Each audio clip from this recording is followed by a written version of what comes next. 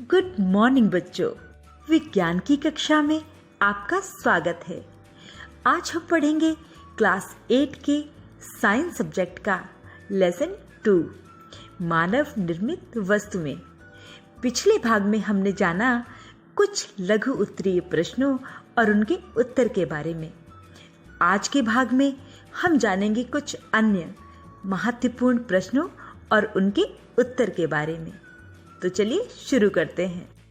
बच्चों, यदि कोई आपसे यह पूछता है कि प्राकृतिक एवं मानव निर्मित वस्तुओं से आप क्या समझते हैं, तो आप क्या कहेंगे?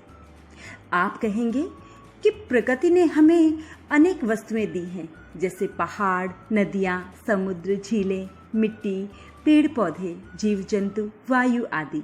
तो प्रकृति द्वारा प्रदत्त वस्तुओं को प्राकृतिक वस्तुएं कहते हैं। और जो वस्तुएं मानव के द्वारा निर्मित की जाती हैं वो मानव निर्मित वस्तुएं कहलाती हैं, जैसे मकान, वस्त्र, प्लास्टिक, कांच, सीमेंट, साबुन और बहुत सारी ऐसी चीजें जो हमारे आसपास होती हैं और हमें पता होता है कि ये मानव के द्वारा निर्मित की गई हैं।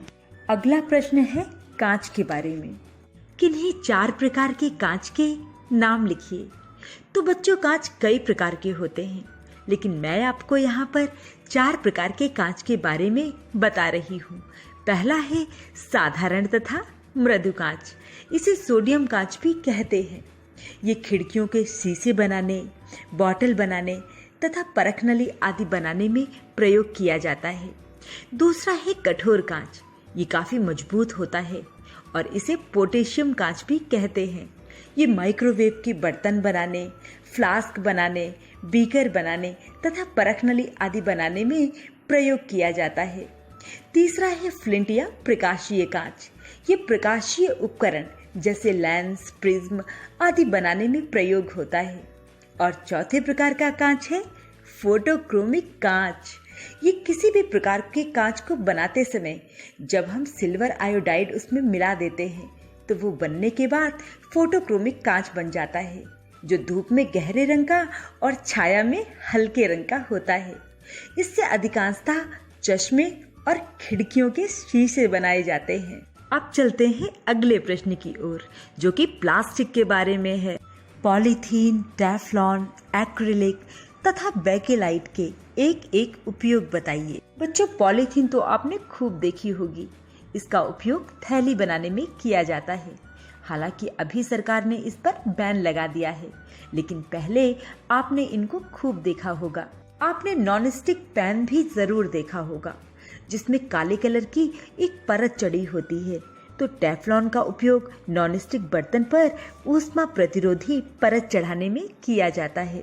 एक्रिलिक का उपयोग कार एवं ट्रकों की खिड़कियों में किया जाता है तथा बेकेलाइट का उपयोग बिजली के प्लग, स्विच, कंघी, पैन और हत्थे बनाने में किया जाता है।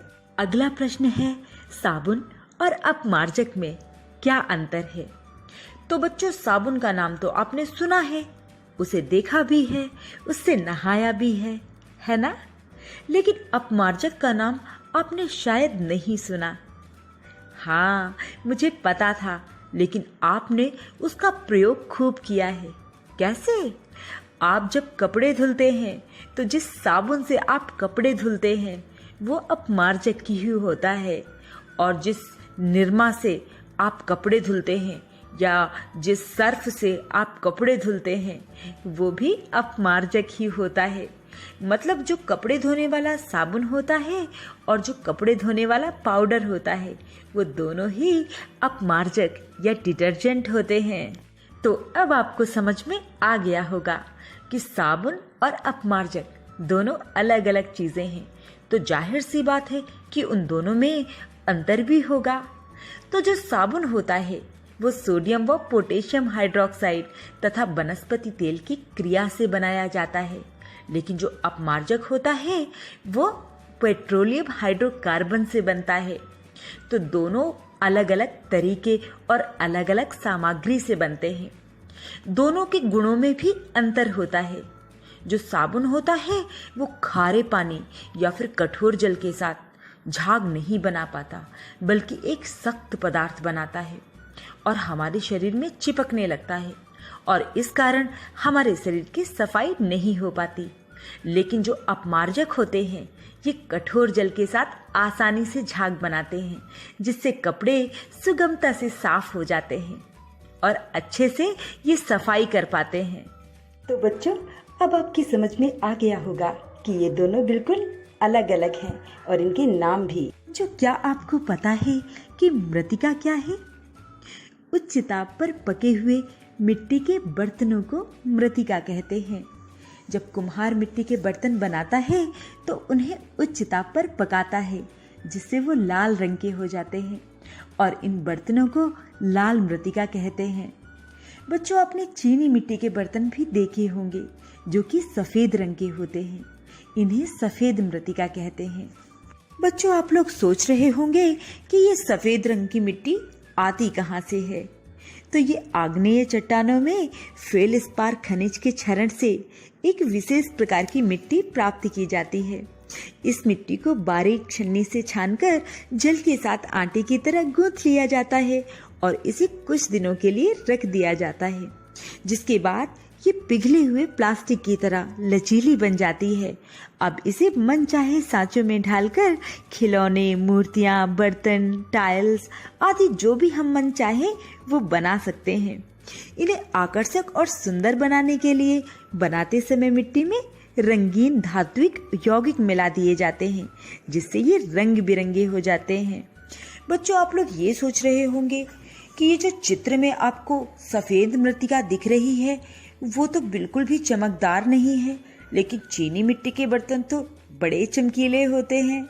वो इसलिए क्योंकि इन पर लेड ऑक्साइड अथवा टिन ऑक्साइड का लेप चढ़ा दिया जाता है, जिससे इनके छिद्र बंद हो जाते हैं और ये वाटरप्रूफ या जल रोधक हो जाते हैं। हम लाल मृतिका में भी इस प्रकार का लेप चढ़ाकर उन्हें चमकीला बना सकते हैं। बच्चों, क्या आप जानते हैं कि संश्लेषित रेशे क्या होते हैं? प्राकृतिक रेशों मतलब कपास, रेशम और ऊन को छोड़कर जो रेशे मानव के द्वारा निर्मित किए जाते हैं वो संश्लेषित रेशे कहलाते हैं।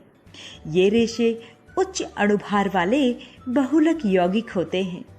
प्राकृतिक रेशों की तुलना में संश्लेषित रेशों से बने वस्त्र अधिक आकर्षक, मजबूत और टिकाऊ होते हैं। पानी से भीगने पर संश्लेषित रेशों से बने वस्त्र जल्दी सूख जाते हैं, जबकि प्राकृतिक रेशों से बने वस्त्र देर में सूखते हैं।